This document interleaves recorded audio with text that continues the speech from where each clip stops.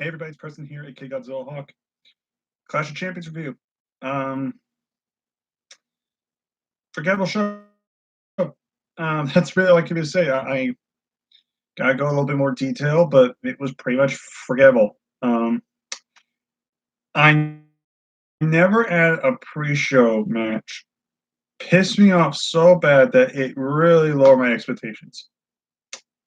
I usually don't judge pre-show matches, and I'm not. I'm not gonna judge the pre-show matches and count that on the main card.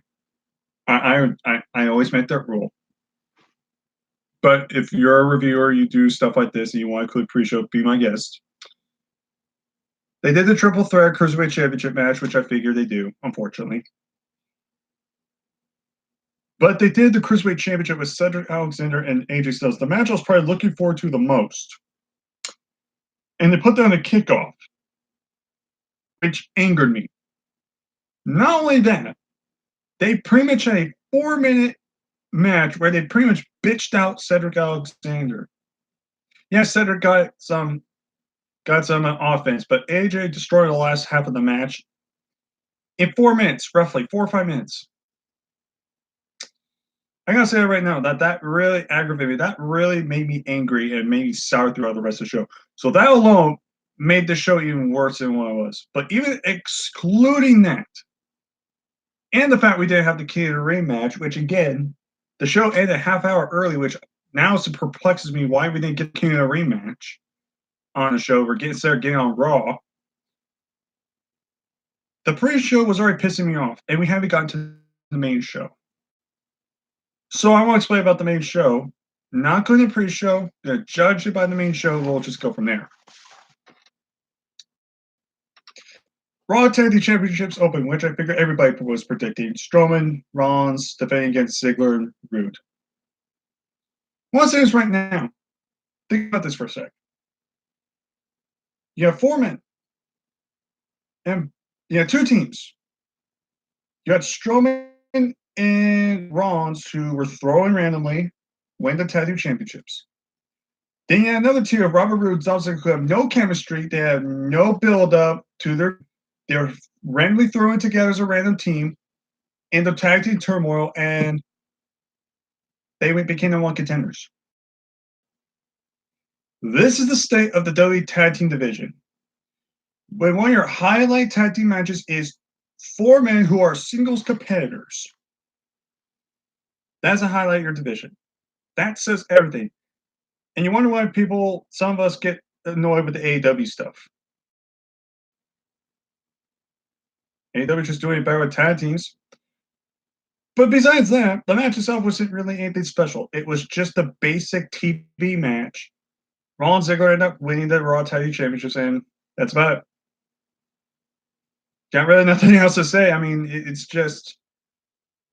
was a throwing match. It is what it is. Next, fuck me, this match now. No, I can't do this one. No, oh god. Oh, here, get this over with. Bayley versus Charlotte Flair. Charlotte buried Bayley, and then Bayley unhooked the bottom turnbuckle and slammed Charlotte's face against it and got victory. All in about less than 4 minutes. That was an abomination. Moving on. Next, Revival defeating the New Day for SmackDown Tag Team Championships. This wasn't a bad match, but you have a Raw team now, the SmackDown Tag Team Champions. Now, apparently, what I heard, they bring back the draft now. The draft is returning. And if that's the case, I hope to God this wildcard rule officially dies a slow, painful death. That's really all I can say about this match. Really, it's just, you're going to get a lot of this stuff.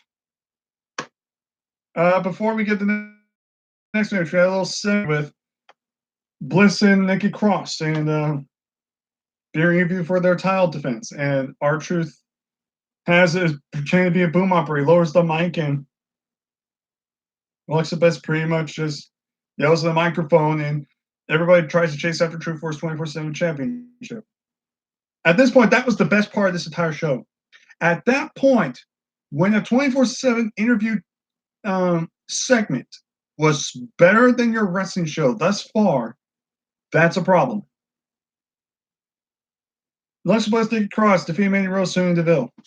Basic match. It was nothing that groundbreaking. Again, TV match. Nakamura defeated The Miz for the Intercontinental Championship. TV match. Nothing special. Nakamura retains. Sasha Banks versus Becky Lynch for the Raw Women's Championship. I don't know how a lot of fans feel about this match. Honestly, I don't think it was as good as people are making it out to be. I thought it was solid, but they've had way better matches. They've got to go back and forth. Reverie gets hit in the shoulder with the chair by accident by Becky Lynch and gets knocked down. Hit by a chair. Reverie gets hit by a chair. They brawl outside. They brawl in the concession stands and brawl kind of everywhere until Becky locks a disarmer on the arm and officials came out throughout the match and Sasha Banks wins by disqualification. Prolongs the feud, so they're obviously going to have a rematch at Hell in a Cell. Will it be side Hell in a Cell? I don't know. But as way as the match itself was just solid. I don't think it was anything that groundbreaking, honestly. I thought their takeover match was far superior. So hopefully in the next match they'll one up each other and actually have a better match. Before it was, I thought the match was fine. The finish, I'm not a big fan of DQ finishes on pay-per-view, but they clearly don't want to give Sasha the belt right away. They're trying to make this feud legitimate, so they can have it, the match at Hell in a Cell, then Sasha wins off that, and they do Survivor Series and do that, and end it at TLC or something. I don't know. There's something to do with it. Next, Kofi Kingston defeated Randy Orton clean. That's really the only positive I can say. At least Orton didn't win the title. This match, if anybody thought the Orton and Kofi match was bad at SummerSlam, you have no idea what bad was. This was atrocious. I was bored out of my mind. The crowd was not into this match. It was boring. It was flat boring. The crowd did not care. They were tired. They didn't. And that's another thing. I don't know if it was the show or what, but this crowd sucked. I don't know if it was because the show was long. I don't know if it was just the timing, the certain matches was. I don't know what it was, but the crowd was dead throughout most of the show. It kind of drew away from the show. But yeah, Kofi Orton was horribly boring. It was dragged on. Please, for the love of God, don't do another Kofi Orton match. Please, for the love of God. I'm begging you. Next, Eric Rowan defeated Roman Reigns, no disqualification match. The more match, honestly, it was kind of dull. It didn't really do anything for me. The crowd was. I never cared about the story. They botched it. They jumped the shark with the whole doppelganger shit and all that. It went downhill. This build has been crap, botched, bad, and this match didn't do any favors. The only redeeming quality was Luke Harper finally returning. Thank God. Thank God for Luke Harper coming back. Now I wish he was a singles competitor, but hey, if he's gonna be a part of tag team with Eric Rowan, at least I can help tag team division somewhat. But again, that's very, very vague.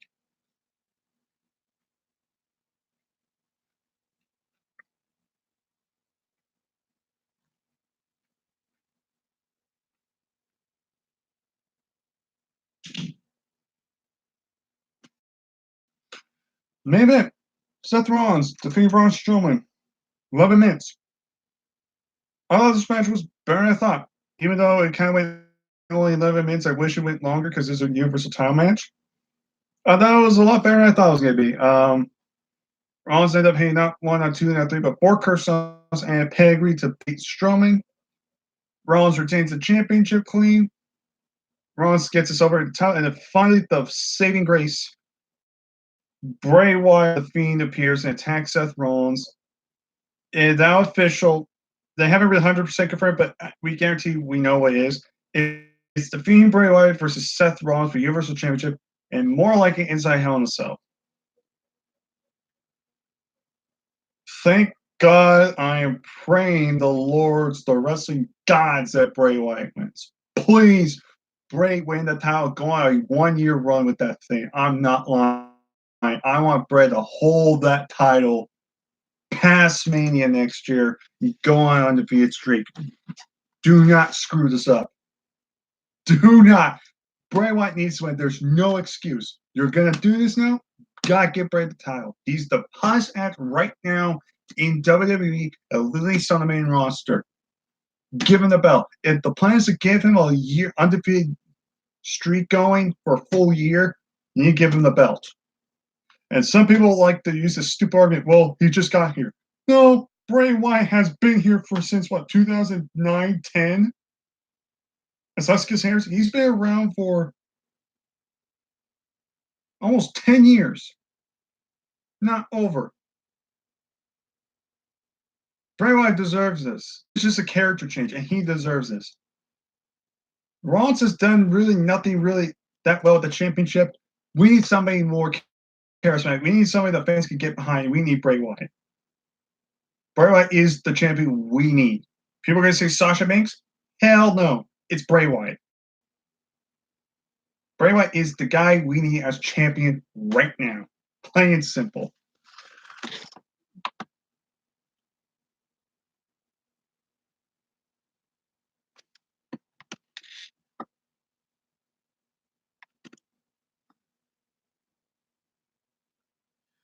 All right, so we got a few comments here. So very quick. Harry Flynn. Hi, Preston. Hey, Flynn 14. MMA 500. What's up, Preston? Hey, how you doing? Rick Roma, aka Papa Fui. Preston's dominating the wrestling review game. I wouldn't go that far. I mean, there's a lot better wrestling. You got No DQ. You got the Lexman. You got Saw Monster. You got the Wrestling Observer. You got way more better reviewers than me. I'm just a guy talking about wrestling. I'm nowhere near that caliber, but I do appreciate the comment. Preston, so much. You should do a review together. Two legends. Well, first of all, thank you so much for that compliment, but I'm not a legend.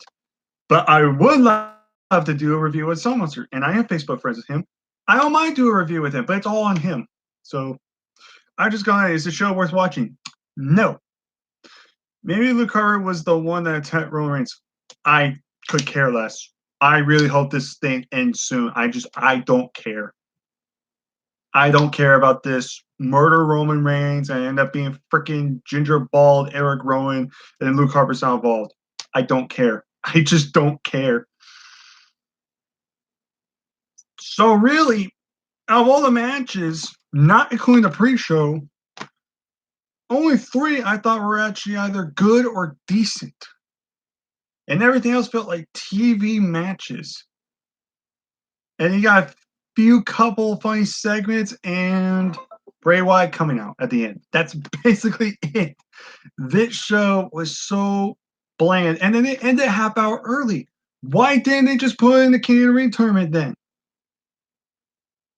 You should have just put the Canadian Ring Tournament on this show, but you're safe for Raw. It's stupid. So it is what it is. I give this like a 4 or 5 out of 10. I'm not lying. The show was very forgettable.